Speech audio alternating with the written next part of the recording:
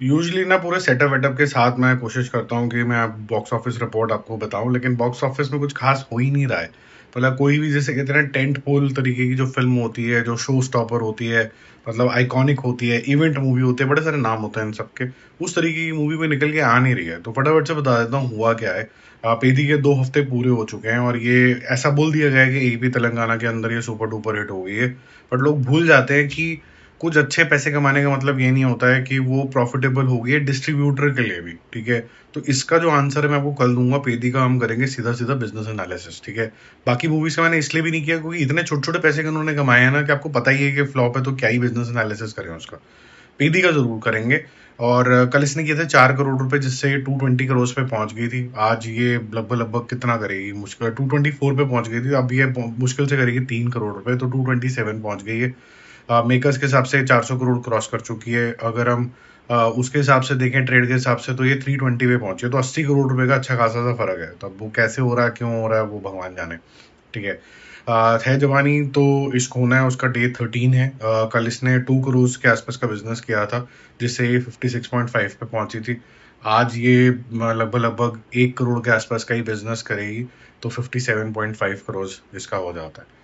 विधाता, भारत भाग्य विधाता का डे 6 है। अगेन कल 75 लाख करे थे, उससे इसका टोटल हो गया था 5.75 के आसपास। आज टोटल सब कुछ मिला मिलू के इसका 6 करोड़ रुपए हो गया। तो ये ज्यादा जमी नहीं पिक्चर लोगों को। हंटर 3D का डे 5 है और ये लगभग लगभग 14.5 करोड़ के आसपास पहुंच गई थी। और आज डे 6 है राधा, तो अभी ये लगभग लगभग 1 करोड़ रुपए, 1.25 करोड़ रुपए और करेगी। तो उससे इसका 1 करोड़, 1.25 करोड़ से बिजनेस और एक्स्ट्रा हो जाता है, जो कि ठीक है इस तरीके की फिल्म के लिए, जो कि 24 करोड़ रुपए, 25 करोड़ रुपए के आसपास बनी थी। डिस्क्लोजर डे का डे 6 है। 1 करोड़ करा था इसने कल भी, तो 9 करोड़ थे। अब ये डबल डिजिट के अंदर पहुंच गई है, 10 करोड़ इसने कर लिए हैं। गवर्नर का बंटा बहुत ज्यादा धार है, तो वो उसने 40 लाख रुपए करे थे, आज सिर्फ 20 लाख रुपए करे हैं। टोटल हो जाता है 4.5 करोड़ रुपीज टोटल सब कुछ मिला के। बैकडोर्स का डे 6 है।